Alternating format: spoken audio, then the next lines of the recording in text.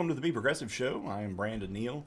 Tonight we're going to be talking a little bit about Biden's call for unity, and we're going to watch Trey Gowdy, a.k.a. Mr. Benghazi, on his new gig at Fox News, talk about how Biden may be calling for unity, but his base doesn't really want it.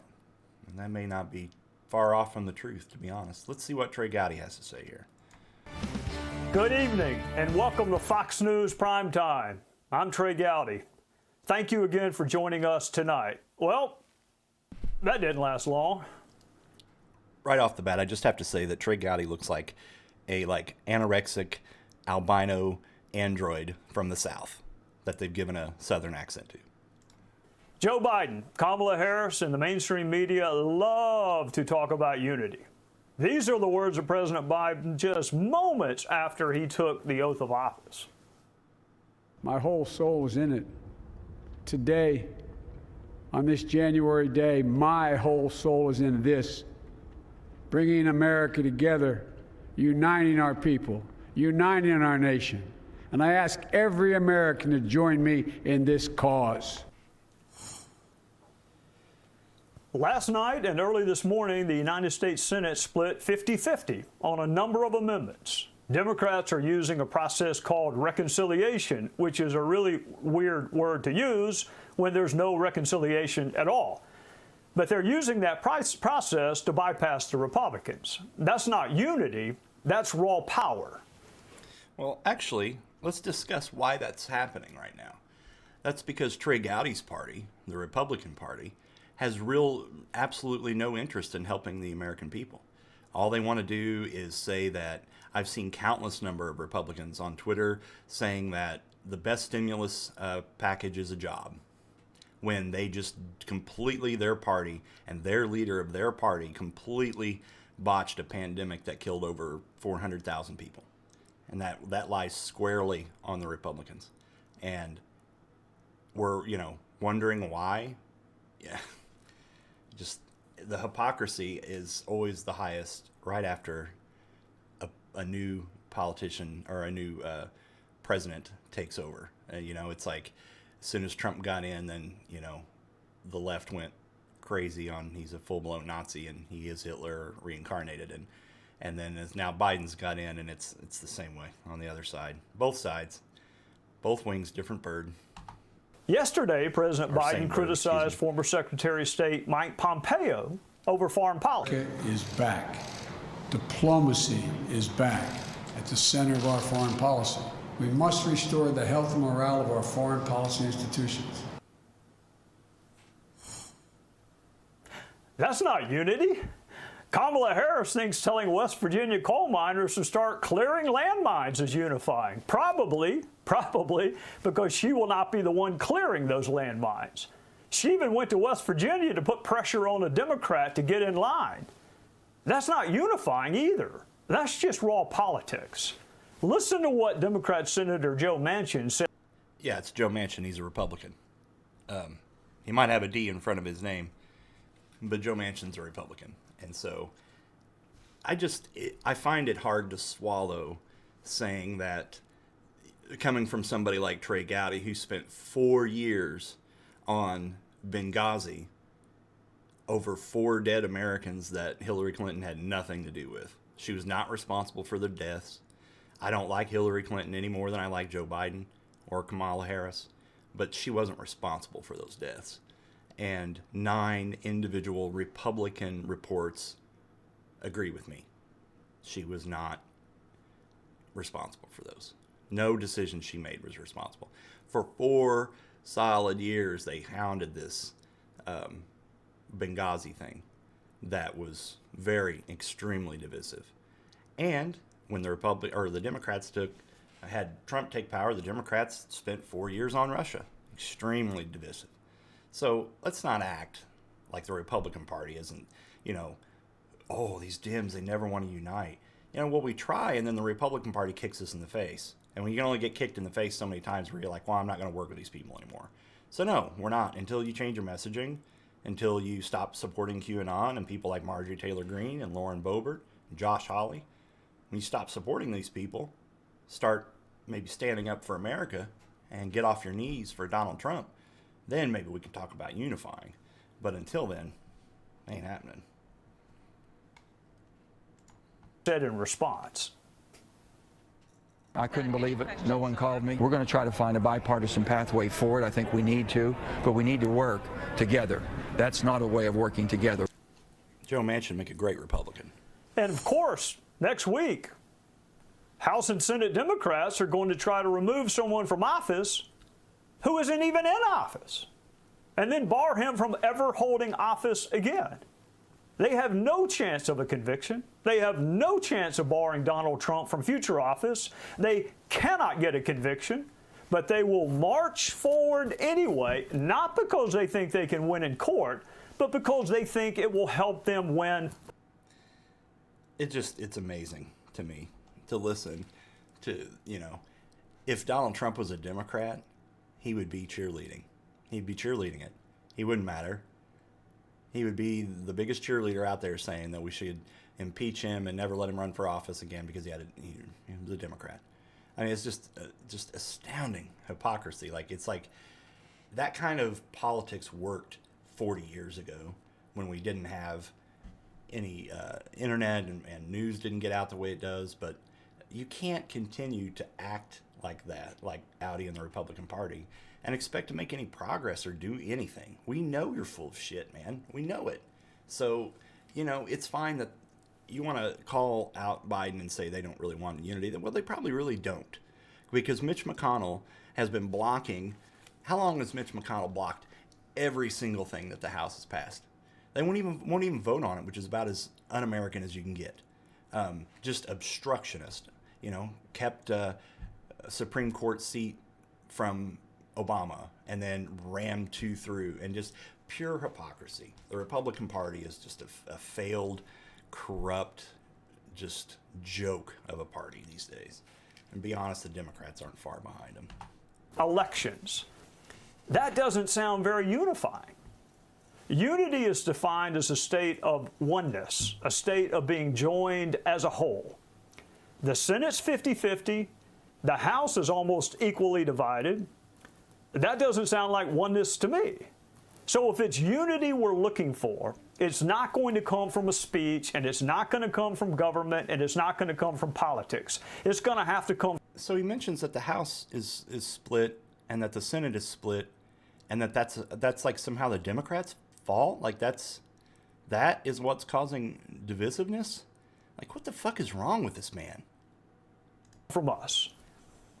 And it will be a process. Sometimes a lengthy process, but like all journeys, you're not going to get there unless you start walking. The Super Bowl is Sunday. I probably won't watch because Dallas isn't playing. You will. I'll probably go in the other room and watch Hallmark movies with my wife. God. Actually, that sounds awful. So I probably will watch the game after all. There are rules in football. There are rules in golf. We have rules in every facet of life. Some are written, most are not, but we know them and we follow them. In politics, there are just no rules. The objective is simply to win. The end justifies the means, and power is the currency of politics. That is Mitch McConnell's motto. That is exactly how Mitch McConnell governs. The end always justifies the means, never work with anybody else, and only get done what you want done. Fuck everybody else. That is Mitch McConnell's whole life. I mean, if you're serious about unity, stop looking for the 50-50 issues and focus on those things for which there is consensus. We want this virus defeated. We want jobs. We want economic opportunity. You don't want the virus defeated. You basically spent your entire pandemic telling us it was fake and undermining literally every single thing scientists said. So no, you don't. You don't want to help COVID. You don't want to help people at all. We want our children to be educated. We want to be safe. Americans would rather see a sermon than hear a sermon. So why don't we start there? Practice what you preach. Yeah, now go that ahead. We'll start with the Republicans. Go on. Let's see an olive branch come across the aisle from the Republicans. Would really be unifying. Here to respond, former White House press secretary and Fox News contributor the great Ari Fleischer. Ari, how are you? Trey, great to see you. What do you make of this unity juxtaposed with 50-50 votes in the Senate and using the reconciliation process to jam something down people's throats? It's just amazing to me that they're pearl clutching about using like rules. they're the Senate rules. You abuse them all the time. You have Mitch McConnell has for years, decades. The Republicans would do the exact same thing the Democrats are doing if they were in their position.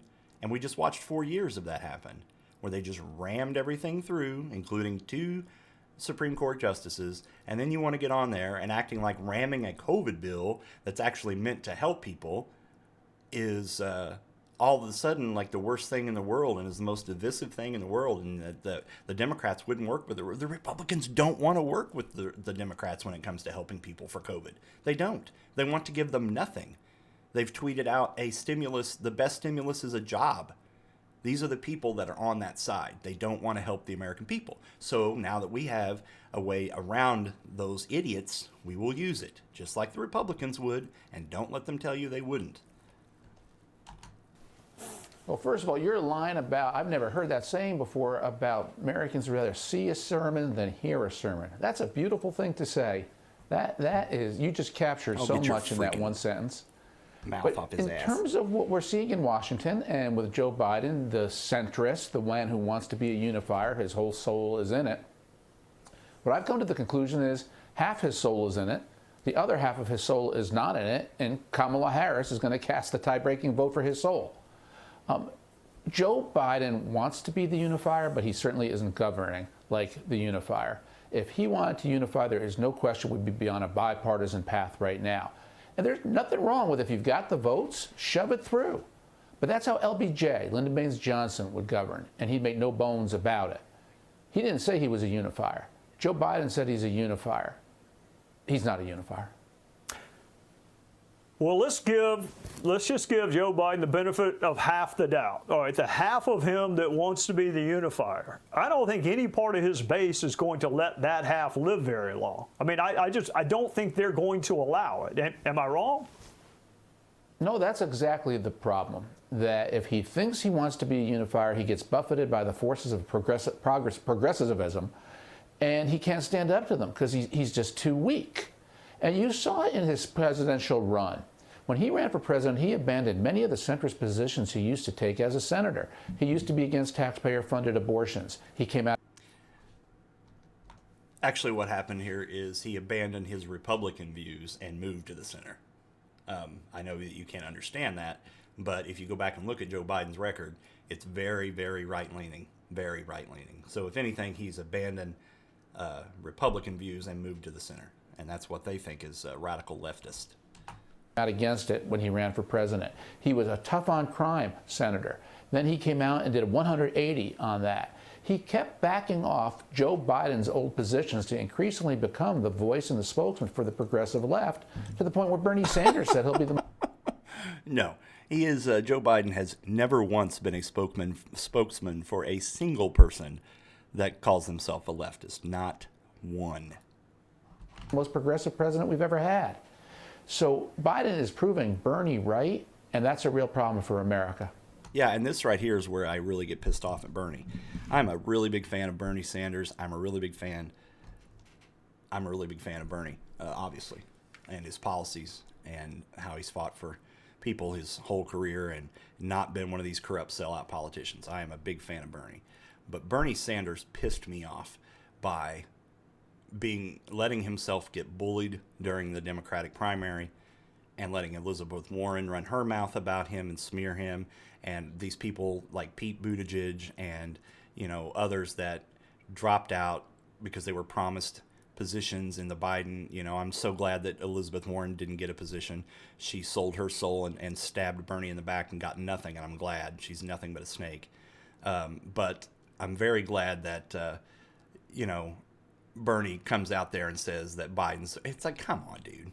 You know that Biden, there's no way. There's no way. Biden is not a progressive. He never has been. He's not going to be. His record is all right leaning. Go look at it. And show me the most progressive thing that Joe Biden has ever fought for, and I guarantee you that is just like a mainstream kind of thing that the Democrats do. That's, he's never done anything left extreme. He's never done anything right extreme. He leans right. He's centrist, but he's not a socialist. He's not a leftist. He's not that way at all. Trust me. We want him to be that way. He's not. And I'm very mad that Bernie came out and said that, he was going to be progressive and he backed him and all that. And I'm sorry, but Bernie just, he got worked by the DNC and didn't know how to be mean enough. That's his problem. He backs down when he should be mean. But now that he's said things like that, we have morons on Fox News saying that Joe Biden is the most progressive, far-left president we've ever had. And that is a joke. Just an utter joke. Ari, one of the reasons I love to talk to you is because I think you make an effort to be fair and you kind of call it like you see it. You had one of the toughest jobs in all of Washington, sitting in the White House, dealing with the press corps. Has the media changed since you were in the Bush administration, and how do we get that societal referee back? I spent 25 years researching men living. Lovely ads. Gotta love them.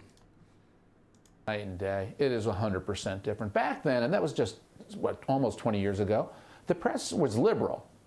They'd been liberal for decades. But they acted and tried to be down the middle. They did think it was part of their job to report the news fully, fairly, and accurately. And poll after poll, Gallup polled. Yeah, I'm not going to sit and listen to any more of this because, you don't want unity. You've never wanted unity as a Republican. You're only acting like you want it now, or that you're for it now because the country is the most divided that it's ever been. And the person on the left that just beat your cult leader president is calling for unity.